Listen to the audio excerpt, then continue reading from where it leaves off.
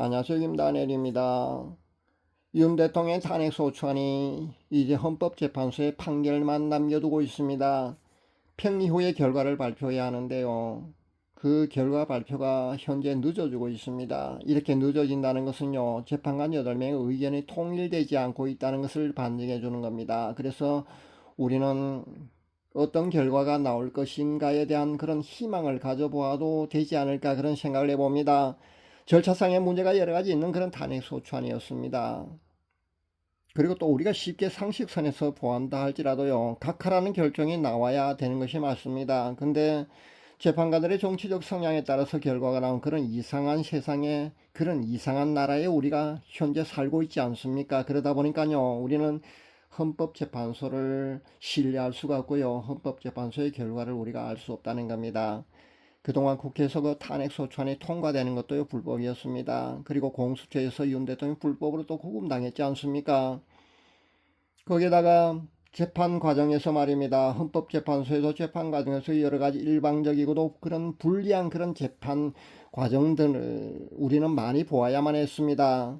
여기서 정치적인 판단이 만약에 나오게 된다면요, 4대4 아니면 5대3 정도의 기각을 우리가 예상해 볼 수가 있을 줄 압니다.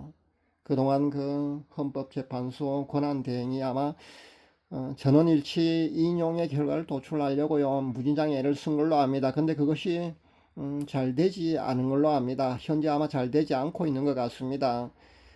예전에, 그러니까 8년 전에 그 박근혜 전 대통령 탄핵 시처럼요, 그 얼마든지 진실이 어떻든 간에 말입니다, 그렇게 정치적으로 판결해 버릴 수도 있겠지만요, 지금의 상황은 그때와는 확연히 다르기 때문에요, 그들도 현재 고심하고 있는 줄로 압니다. 인용으로 만약에요, 대통령을 파면하는 결과를 그들이 내놓게 되면요, 좌파에서는 아마 두 손을 두고 환영을 할 겁니다. 그러나 다수 우파의 성난 민심을, 국민들의 민심을요, 감당하기 어려울 줄 압니다. 아마 인용으로 대통령을 파면한 결과를 헌법재판소에서 내게 된다면요, 4.19 혁명과 같은 그런 혁명이 이 땅에서 일어날 가능성도 있다고 저는 봅니다. 반대로 기각으로 만약에 대통령이 업무 복귀를 하게 된다면요, 이번에는 좌파 쪽에서 또 엄청나게 헌법재판소 재판관들을 향해서요, 욕을 할 것으로 압니다. 그렇게 될 겁니다. 그러니까 인용이든 기각이든 간에 말입니다, 그들은 사실 이 부담스러움에서 자유롭지 못한 그런 것이라고 보시면 됩니다. 그런데 각하라는 판결을 내리게 된다면요, 그러니까 8대0 각하라는 판결이 헌법재판소에서 나온다면 말입니다, 그들은요, 정치적 입김에서 자유로울 수 있다는 겁니다. 그리고 국민적 저항과 국민 통합 측면에서도요, 현명한 솔로몬의 판결이 될 수가 있다는 겁니다. 그리고 헌법재판소가 이 모든 것에 대한 부담과 정치적 책임과 모든 것을 국회로 떠넘기는 그런 결과도 되기 때문에, 이런 여러 가지 요소를 그 통합해 본다면요, 각하라는 결정이 그들에게는요, 가장 현명한 솔로몬의 판결이 되지 않을까, 저는 그런 생각을 해봅니다. 사실 제가 처음부터요, 이번 윤 대통령의 탄핵 소추안 말입니다, 절차상의 하자가 많은 그런 탄핵 소추안이기 때문에요, 각하가 되어야 된다고 제가 여러 차례 그렇게 주장을 해왔습니다. 그 이유를 제가 5가지 정도를 다시 한번 요약해 보겠습니다. 첫 번째는요, 계엄은 대통령의 고유 권한입니다. 대통령의 고유 권한을 두고요, 헌법재판소가 판단을 한다는 건요, 어불성설입니다.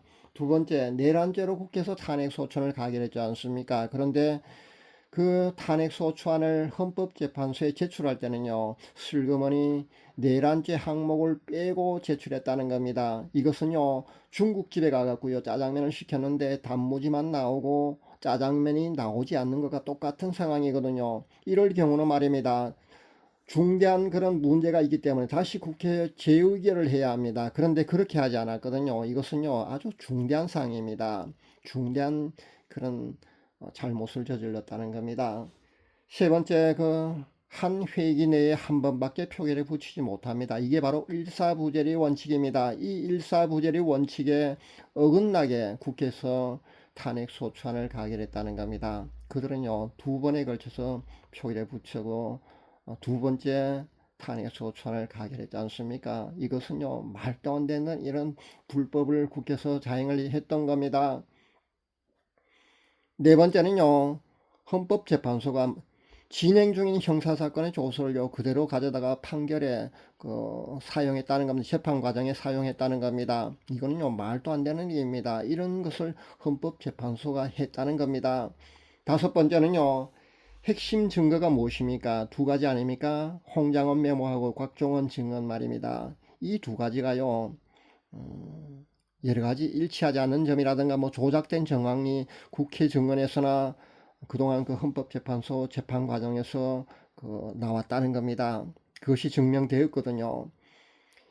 이 정도 많은 문제가 있기 때문에요, 각하가 상식선에 보아도 당연히 그런 각하라는 결정이 내려진 것이 당연하다는 겁니다.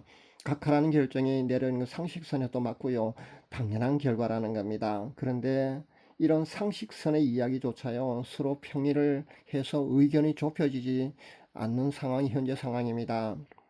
그러니까 이런 상황을 두고 우리는 금방 알 수 있을 겁니다.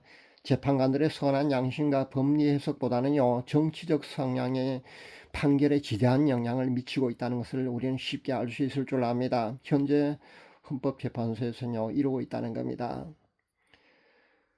성경에 보면은요, 열왕기상 3장 16절에서 18절 말씀에 보면은요, 솔로몬의 지혜로운 판결이 나오고 있습니다. 거기 보면은요, 창기 두 여자가 한 아이를 두고요, 서로 자기 아이라고 주장하는 것이 나옵니다. 이때 솔로몬이 아주 지혜로운 판결을 내리지 않습니까? 칼을 가져오게 해갖고요, 저 아이를 둘로 나누어가 말이면 둘로 쪼개었어요. 나누어 주라고 그런 판결을 내려버립니다.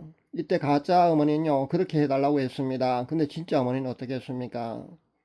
진짜 어머니니까요, 저 아이를 살려서 자기는 포기할 테니까 저 아이를 살려달라고, 그래서 저 여자 주라고 그렇게 합니다. 이렇게 솔로몬의 현명한 판결을 내림으로서 말미암아 그렇게 진짜와 가짜를 찾아내었습니다. 진짜 어머니와 가짜 어머니를 이렇게 찾아내는 그런 현명한 판결을 내렸다는 겁니다. 그리고 아이도 살리는 그런 지혜로운 판결을 솔로몬이 내렸던 겁니다. 이번 윤 대통령의 탄핵 소추안은요, 각하로 판결을 내리게 되면요, 재판관들의 부담도 들고요, 법리 해석상 올바른 판단이기도 하고요, 또 헌법재판소가 정치적 책임이나 아니면은 그 부담스러움에서요, 벗어나서요, 국회 쪽으로 그것을 돌려버리는 그런 솔로몬의 지혜로운 판결이 될 수 있다는 겁니다. 현재 헌법재판소에서 솔로몬의 지혜로운 판결이 나올 수 있도록요, 여러분 우리는 끝까지 말입니다, 그렇게 하나님께 간절히 기도해야 될 줄 압니다. 솔로몬의 지혜로운 판결이 나와서 혼란스러운 이 전국이요, 안정될 수 있도록 여러분 기도 많이 할 수 있기를 간절히 바랍니다. 감사합니다.